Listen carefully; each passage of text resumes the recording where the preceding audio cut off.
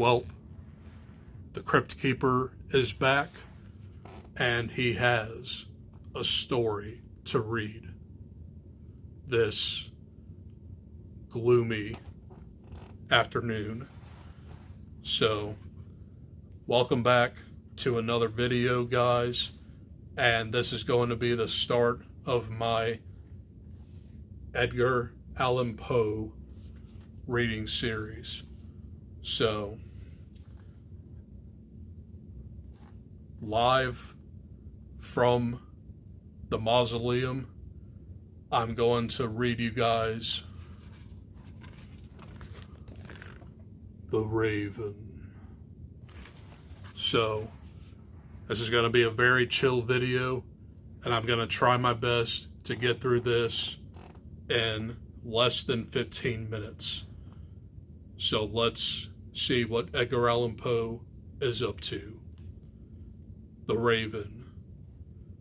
Once, upon a midnight dreary, while I pondered, weak and weary, over many a quaint and curious volume of forgotten lore, while I nodded, nearly napping, suddenly there came a tapping, as of some one gently rapping at my chamber door. "'Tis some visitor," I muttered, tapping at my chamber door, only this and nothing more.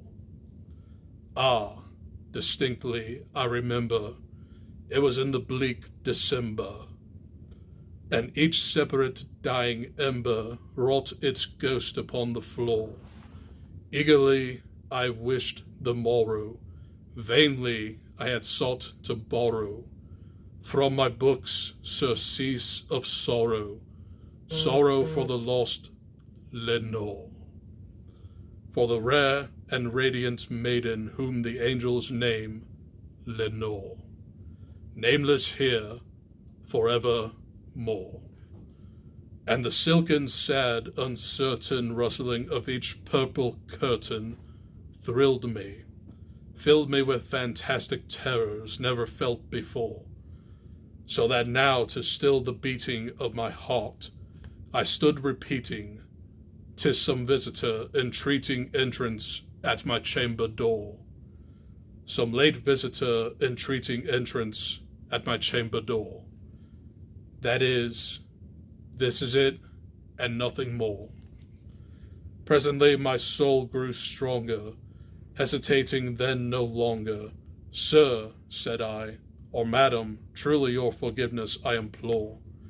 But the fact is, I was napping, and so gently you came rapping, and so faintly you came tapping at my chamber door, that I scarce was sure I heard you.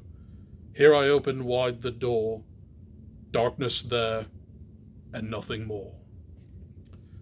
Deep into that darkness peering, long I stood there wondering, fearing, doubting, dreaming, dreams no mortal ever dared to dream before. But the silence was unbroken, and the stillness gave no token. And the only word there spoken was the whispered word, Lenore. This I whispered, and an echo murmured back the word, Lenore.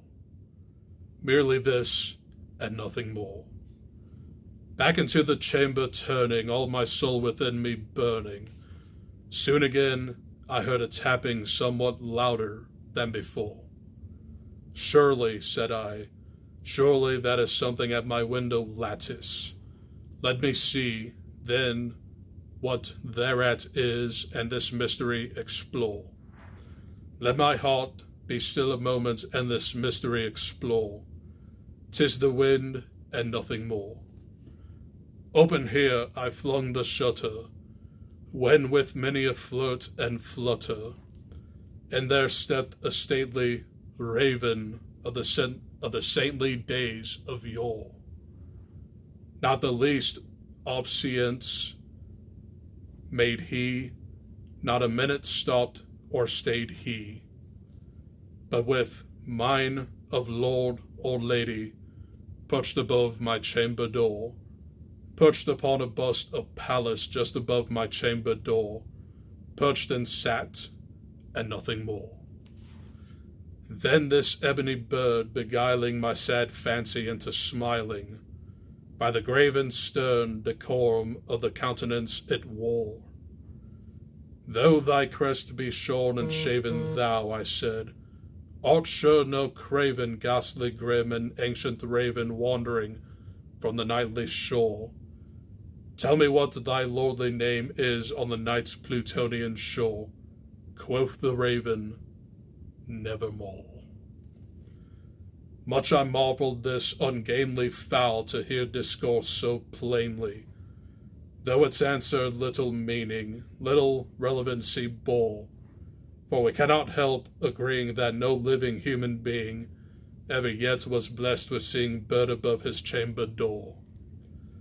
Bird or beast upon the sculptured bust above his chamber door, with such name as Nevermore. But the raven, sitting lonely on the placid bust, spoke only that one word, as if his soul in that one word he did outpour. Nothing farther than he uttered, not a feathered than he fluttered, till I scarcely more than muttered, other friends have flown before, on the morrow he will leave me as my hopes have flown before. Then the bird said, nevermore. Startled at the stillness broken by reply, so aptly spoken, doubtless, said I, what it utters is its only stock and store, caught from some unhappy master whom unmerciful disaster followed fast and followed faster, till his song's one burden bore, till the dirges of his hope that melancholy burden bore, of never, nevermore. But the raven still beguiling my sad fancy into smiling, straight I wheeled a cushioned seat in front of bird and bust and door. Then upon the velvet sinking, I betook myself to linking, fancy unto fancy, thinking what this ominous bird of yore, what this grim, ungainly, ghastly, gaunt, and ominous bird of yore meant in croaking, nevermore. This I sat engaged in guessing, but no syllable expressing to the fowl whose fiery eyes now burned into my bosom's core. This and more I sat divining, with my head at ease reclining on the cushion's velvet lining that the lamplight gloated o'er, but whose velvet violet lining with the lamplight gloating o'er she shall press, nevermore. Then methought the air grew denser, perfumed from an unseen censer, swung by seraphim whose footfalls tinkled on the tufted floor. Wretch, I cried, thy God hath lent thee, by these angels he hath sent thee, respite, and nepenthe from thy memories of Lenore. Quaff, quaff this kind nepenthe, and forgot this lost Lenore. Quoth the raven, nevermore. Prophet, said I, thing of evil, prophet still, if bird or devil, whether tempter sent or whether tempest tossed thee here ashore, desolate yet all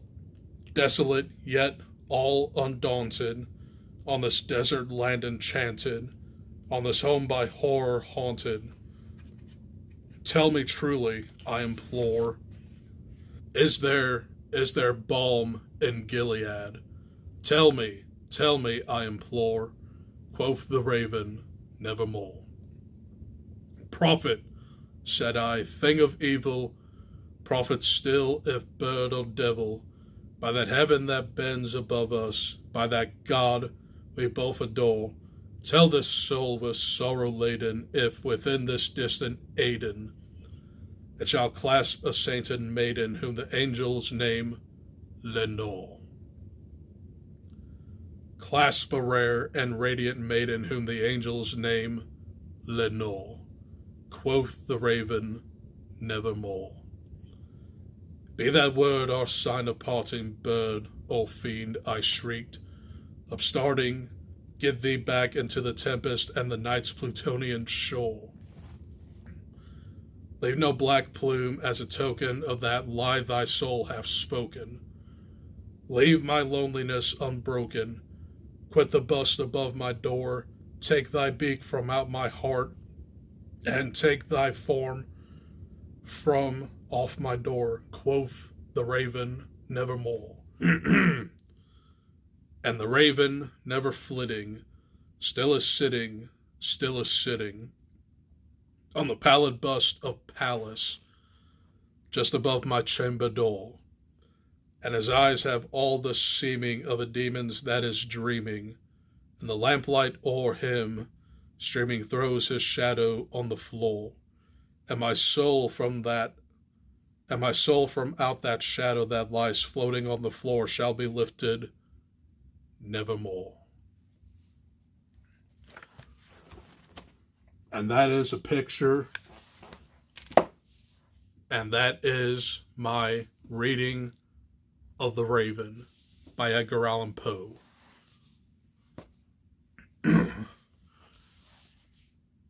I've always really enjoyed that little poem. It's very creepy, and it's full of depression and grief. So, the raven was kind of like an omen for this man who lost his beloved. And that's pretty much the entire story. Like 5 pages. So next week, I will read The Telltale Heart by Edgar Allan Poe. Hope you guys enjoyed this video. It was going really good until I started coughing, but I can't help that. But that's all I got for this video. And throughout the week, I'm going to give you guys a list of horror recommendations and popular horror books I want to read in the near future. So I still have at least a couple bookish videos to go through this week. So look out for those. I gotta do, I'm probably gonna do like a Mummy dual review. I'm gonna go see The Creator tomorrow. Watch The Exorcist and Exorcist Believer. And that's gonna like wrap up my week. So stay with me. I'll try and get rid of this cough, hopefully. Okay, that's all I got for this video. I'll see you guys tomorrow. Adios. Peace. Oh, I forgot one video. My Saw ranking. I'm going to film that tonight. Okay, bye.